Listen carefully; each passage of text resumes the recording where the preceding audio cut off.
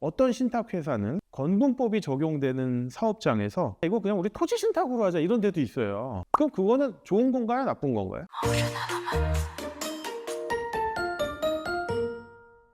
안녕하세요. 신탁의 신 오상민 변호사입니다. 오늘 영상은 분양관리 신탁에 대해서 설명을 드리려고 합니다. 분양관리 신탁이라고 하는 신탁 상품은요, 기존에 있던 신탁 상품에서 용어들을 조금씩 따와가지고 좀 혼동되는 부분이 있어요. 그런데 엄밀히 말하면 이건 전혀 다른 신탁 상품입니다. 건축물의 분양에 관한 법률, 즉 건분법이 적용되는 부동산 개발 사업에 한정된 신탁 상품이거든요. 기존의 신탁 상품은 뭐 관리 신탁 또는 분양형 토지 신탁 이런 게 있다 보니까 조금 헷갈려가지고 분양관리 신탁이니까 비슷한 거 아니야? 라고 하는데 전혀 다른 거예요. 관리 신탁은 부동산의 소유권을 이전받아서 부동산을 보전 관리하는 거고요. 분양형은 이제 분양을 위한 거고, 임대형은 나중에 임대를 하기 위한 겁니다. 근데 분양관리 신탁은 어떻게 보면 양자를 따온 거잖아요. 건축물의 분양에 관한 법률이 적용되는 부동산 개발 사업에서의 신탁 상품이고요. 엄밀히 말씀드리면 이건 비토지 신탁입니다. 분양 대금을 관리하는 신탁이라고 보시면 돼요. 제 분양관리 신탁의 기원에 대해서 한번 설명을 드릴게요. 여러분, 우리나라는 참 특이하게 부동산이 지어진 거를 사지를 못해요. 물론 이제 구축 건물에 같은 경우에는 지어진 걸 사죠. 신축은요, 절대 지어진 거를 살 수가 없어요. 물론 이제 미분양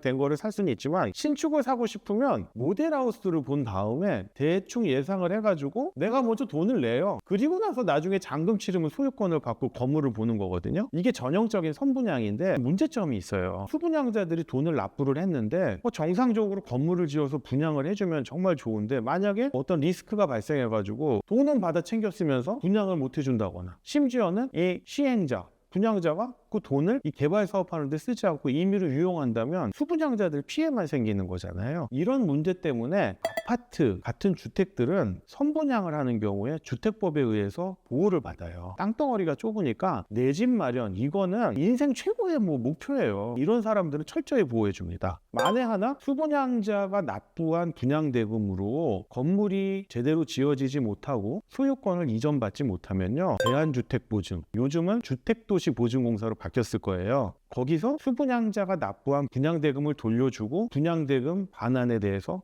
법률적인 절차를 거쳐서 회수를 하는 거거든요. 근데 상가나 오피스텔은요, 내 집 마련이 아니잖아요. 투자 상품이라고 부는 거예요. 상가나 오피스텔을 선분양 받아서 분양대금을 납부하는 사람들은 보호책이 하나도 없어요. 그러다가 어떤 일이 터졌냐면, 동대문 역사문화공원역 가시면 굿모닝 시티라고 유명한 건물이 있을 거예요. 이게 진짜 대단한 건물입니다. 왜냐하면 이 시행사, 즉 분양자가요, 수분양자가 납부한 돈을 횡령 배임을 해가지고 임의로 써버렸어요. 막 도박하고. 사업을 하다 안 돼가지고 망한 게 아니라 아예 대놓고 횡령 배임을 해가지고 지가 나쁜 짓 하는 데 썼어요. 난리가 엄청 났습니다. 그 수분양자들이 어떤 사람들이냐면 학교 선생님이라든지 직장 다니다가 퇴직해가지고 퇴직금 받은 걸로 상가를 임대받아가지고 월세를 연금처럼 받으시려는 분들, 뭐 이런 분들도 있었고, 자녀 결혼 자금을 깨가지고 그 자녀한테 도움이 되라고 분양대금을 납부한 사람들이었거든요. 이 수분양자들이 납부한 분양대금이 다 날리게 생기니까 자살하는 사람들, 이혼하는 사람들이 속출했어요. 그래가지고 국가에서 안 되겠다.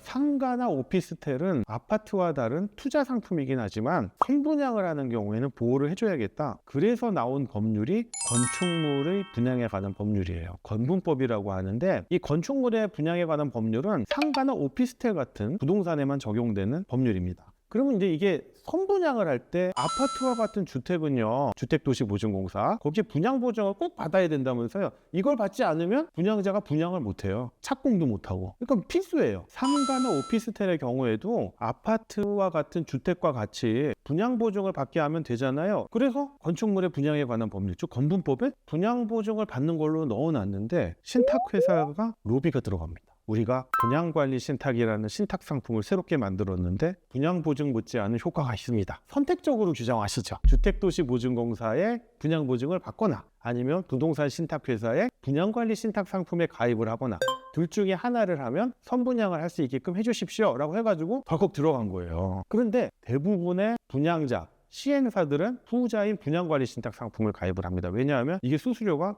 훨씬 저렴해요. 그럼 분양관리 신탁 상품도 분양보증과 다를 바 없이 수분양자의 분양대금을 보호해주면 되지 않느냐라고 생각하시면 되는데 이게 막상 운영을 해보니까 그게 아닌 거예요. 그러니까 약간 국토교통부에서도 뒤통수 맞았다라는 얘기가 나오는 거예요. 이게 분양보증하고 다를 바 없다고 생각했는데 수분양자들이 분양대금을 반환받기 위해서 신탁회사랑 소송을 했는데 법원 판결은 정반대로 신탁회사가 이기는 판결들이 자꾸 나오는 거예요. 이게 왜 그럴까요? 보시면은 제가 이 신탁 관련 설명하면서 토지 신탁, 비토지 신탁 구분해서 설명하잖아요. 분양관리 신탁은요, 비토지 신탁 상품이에요. 토지 신탁하고 비토지 신탁으로 구분해야지 담보 신탁, 처분 신탁, 분양관리 신탁 그런 게 중요한 게 아니에요. 분양관리 신탁은 비토지 신탁이에요. 그리고 제가 순수 담보 신탁에서 부동산 개발 사업을 위해 가지고 자금관리 대리사무 계약이 결합된 담보대리 상품이 있다고 그랬잖아요. 이거랑 작동 원리가 분양관리 신탁이 똑같아요. 근데 담보대리에서 신탁회사가 수분양자에 대한 분양대금 반환 책임이 없어요. 그 분양관리 신탁에서도 없는 거예요. 이게 분양관리 신탁에서는 수분양자에 대해서 신탁회사가 분양대금 반환 책임이 없다는 대법원 판결이 있어요. 그러다 보니까 부랴부랴 국토교통부에서 수분양자의 분양대금을 보호하는 규정들이 건분법 시행령에 많이 들어가요. 그래서 많이 보완이 됐는데 그래도 아직까지는 분양보증만 못해요. 신탁법에 신탁사무 처리 비용이라든지 이게 최우선 변제권이 있거든요. 이게 수분양자 분양대금 반환 청구권하고 이게 어느 게 우선하느냐 이 문제가 생겨요. 국토교통부에서도 행정지도로 수분양자 분양대금을 우선하거나 적어도 동순위로 해라 라고 하고 금감원에서도 계속 그런 식으로 부동산 신탁회사를 금융지도를 하고 감독을 하는데 법원에서 판결 나오는 걸 보면은 수분양자한테 그렇게 유리하거나 호의적이지는 않습니다. 분양보증을 받는 것만 못한 거예요. 그런데 시행사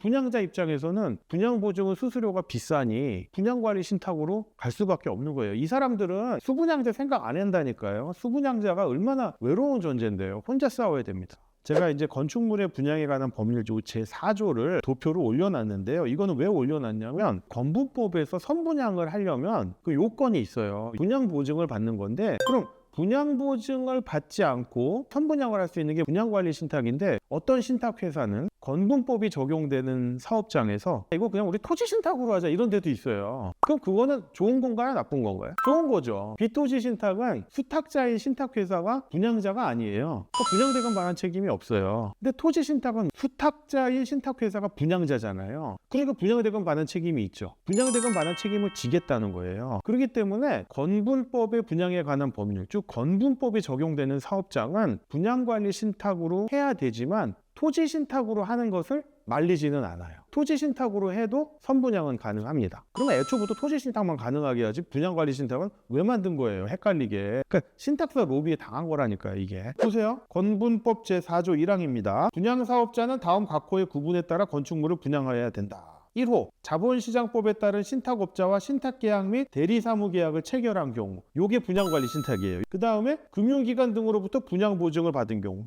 근데 분양보증 잘 안 받는다고 그랬죠. 비싸니까. 그 다음에 두 번째 골조공사의 3분의 2 이상이 완료돼가지고 다른 건설업자 둘 이상의 연대보증을 받는 경우 이거는 시공에 대해서 연대보증을 한다는 얘기거든요. 이 경우에도 선분양 가능해요. 근데 4조 1항 2호로 선분양을 신청하는 경우는 되게 드물어요. 저도 거의 못 봤어요. 제 4조 2항이 토지신탁으로 하는 경우 이게 이제 새롭게 들어간 거예요. 제 1호의 적용과 관련하여 신탁회사가 분양사업자로 되는 신탁계약 토지신탁입니다. 토지신탁은 분양관리 신탁보다 더 안전한 신탁 상품이고 따라서 선분양을 가능하게 해주겠다는 거예요. 그럼 진작에 이렇게 넣지. 분양관리 신탁 상품을 만들어가지고 어떻게 보면 그 신탁회사가 팔아먹기 위한 로비에 당했지만 지금 많이 보완은 하고는 있다. 이 정도로 이해하시면 됩니다. 본 영상이 분양관리 신탁의 기원과 그 적용에 대해서 도움이 되셨다면 좀 구독과 좋아요 부탁드리겠습니다. 감사합니다.